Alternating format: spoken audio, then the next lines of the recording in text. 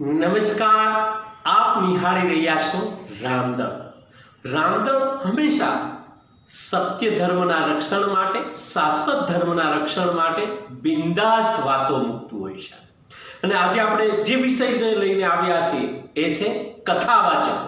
કથાવાચકો કેવા હોવા જોઈએ? જય શ્રી રામ। હું પુનિત બાપુ હરિયાણી, રામકથા તેમજ ધર્મકથા પ્રવક્તા। છેલ્લા 1.5 વર્ષથી હું વૈદિક સનાતન ધર્મકથા કરી રહ્યો છું। આ કથા કરવાનો હેતુ એટલો જ છે કે લોકોના ઘર સુધી, લોકોના ઘટ સુધી, એક ગામ, એક નગર, એક મહાનગર સુધી હું ધર્મને સાચી પરિભાષાને પહોંચાડી શકું। શું કથાના નામ ઉપર અમુક કથાવાચકો લોકોને મૂર્ખ બનાવી રહ્યા છે? કથા વ્યાપાર બની ચૂકી છે। આપણો ધર્મ એક એવો ધર્મ છે કે જેની પાછળ એક સટીક વિજ્ઞાન જોડાયેલું છે। આવનારી પેઢીને જો આપણે ધર્મ સાથે જોડવી હોય, આપણી સાથે એને ભેળવવી હોય, તો ધર્મ પાછળ જે વિજ્ઞાન જોડાયેલું છે એની સામે આપણે રજૂ કરવું પડશે। અને આ કથાના માધ્યમથી હું એ જ કાર્ય કરી રહ્યો છું। આ કથાને મેં 9 ખંડોમાં વહેંચી છે। 9 ખંડોમાંથી પહેલો ખંડ એ સૃષ્ટિખંડ છે, જેમાં હું વિસ્તારથી વાત કરું છું કે આ સૃષ્ટિની ઉત્પત્તિ કઈ રીતે થઈ। આ કરવી જરૂરી છે, કારણ વર્તમાન સમયમાં અમુક લોકો યુવાનોને ભ્રમિત કરવા માટે એવી ખોટી પરિભાષાઓ આપે છે કે સૃષ્ટિની ઉત્પત્તિ કરવામાં ઈશ્વરનો કોઈ હાથ નથી, એ તો એક વૈજ્ઞાનિક ઘટના છે, એમનેમ સૃષ્ટિ બની ગઈ। આપણે કથાવાચકોને ઓળખવા ખૂબ જરૂરી છે, જે વ્યાસપીઠની મર્યાદા ક્યારેય લોપે નહીં, જે વેદ, પુરાણ, શાસ્ત્ર, સંગત અને આપણા ગ્રંથોનું અધ્યયન સાથે, વિદ્વતા સાથે સત્ય ધર્મની વાત, સનાતન ધર્મની વાત, ઈશ્વરની ભક્તિ તરફ દોરી જાય છે, એ જ સાચો કથાકાર છે। સત્ય સાથે પ્રમાણ સાથે યુવાનો સમક્ષ આ વાત રજૂ કરવી એ જરૂરી છે કે સૃષ્ટિનું સર્જન ઈશ્વર જ કરે છે, અને એવું સૃષ્ટિખંડમાં કરું છું। આ સિવાય ઈશ્વરને લગતા જેટલા પણ પ્રશ્નો છે એની ચર્ચા એ સૃષ્ટિખંડમાં કરવાની હોય છે।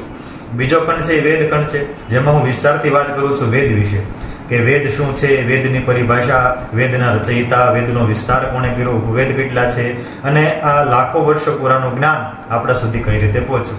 તો વેદને લગતા જેટલા પણ જિજ્ઞાસા છે, પ્રશ્નો છે, એની ચર્ચા હું વેદખંડમાં કરું છું। ત્રીજો ખંડ છે એ વેદાંત અને વેદાંગ ખંડ છે, જેમાં વેદના 6 અંગો અને ઉપનિષદો વિશે હું વિસ્તારથી વાત કરતો હોઉં છું। ચોથો ખંડ છે એ ધર્મખંડ છે, જેમાં ધર્મને લગતી બધી ચર્ચાઓ કરવાની હોય છે। પણ વર્તમાન સમયમાં દંભ અને પાખંડ વધ્યા છે, ત્યારે યજમાનોને પણ તામઝામ જોઈએ છે।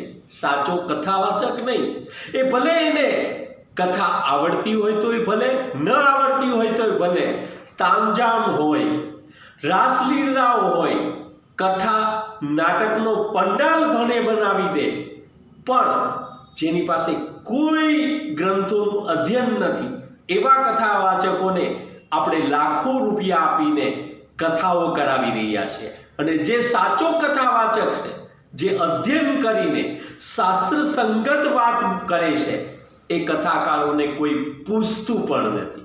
પાંચમો ખંડ છે હિન્દુ સંસ્કૃતિ ખંડ છે, જેમાં હિન્દુ વિશે હું વિસ્તારથી વાત કરું છું। હિન્દુના ગુણ, હિન્દુના લક્ષણ, હિન્દુની પરિભાષા। વર્તમાન સમયમાં હિન્દુની ખોટી પરિભાષા સમાજમાં પ્રસારિત કરવામાં આવી છે, તો એવા સમયે હિનશ્ચતુષ્યતિ ઇતિ હિન્દુ, કે જે કોઈ દિવસ જીવનમાં હીન પ્રવૃત્તિ કરતો નથી એ હિન્દુ છે। આવા 13 ગ્રંથોના પ્રમાણ સાથે હું હિન્દુની પરિભાષા રજૂ કરું છું। ત્યારબાદ પછી છઠ્ઠો ખંડ છે એ આવિષ્કાર ખંડ છે, જેમાં આપણા ભારતના ઋષિમુનિઓ દ્વારા જે નાના મોટા આવિષ્કારો થયા છે એની હું વિસ્તારથી વાત કરતો હોઉં છું। આ સાંભળીને લોકોને ગર્વની અનુભૂતિ થાય કે આપણું કેટલું મોટું યોગદાન છે। ત્યારબાદ 7મો ખંડ છે વિજ્ઞાન ખંડ છે, જેમાં વિસ્તારથી વાત કરું છું આપણા ધર્મ સાથે જે વિજ્ઞાન જોડાયેલું છે। તિલકનું વિજ્ઞાન, શિખાનું વિજ્ઞાન, ગાયનું વિજ્ઞાન, તુલસીનું વિજ્ઞાન, રંગોળીનું વિજ્ઞાન, આવા તો 100 થી વધારે વિજ્ઞાન છે એની વાત વિસ્તારથી વિજ્ઞાન ખંડમાં કરવાની હોય છે। ત્યાર પછીનો ખંડ છે એ ભક્તિ ખંડ છે, જેમાં વિસ્તારથી વાત કરું છું નવોદા ભક્તિ, ભક્તિ સાથે પણ વિજ્ઞાન જોડાયેલું છે। માળા પહેરવાનું, મંદિરનું, ઘંટ વગાડવાનું છે, નગારા ફૂંકવાનું છે, શંખ વગાડવાનું છે, તો ભક્તિ સાથે જેટલી વસ્તુ જોડાયેલી છે એનું વિજ્ઞાન હું ભક્તિ ખંડમાં રજૂ કરું છું। અને છેલ્લો ખંડ એ મુક્તિ ખંડ છે, કે દેહમાંથી જ્યારે આત્મા નીકળી જાય તો કઈ રીતે એ બીજો દેહ ધારણ કરે છે, કર્મો અનુસાર, એ બધી વાત હું આ છેલ્લા ખંડમાં મુક્તિ ખંડમાં કરતો હોઉં છું। તો આ રીતે આ ધર્મકથા મેં ગોઠવેલી છે, અને મારો એવો સંકલ્પ છે કે એક વ્યક્તિ સુધી મારે આ કથાને પહોંચાડવાની છે। તો આ કાર્યમાં તમે જે પણ સહભાગી બની શકો એ સહભાગી બનજો। આપણે આ ધર્મનું કાર્ય હળી મળીને કરવાનું છે।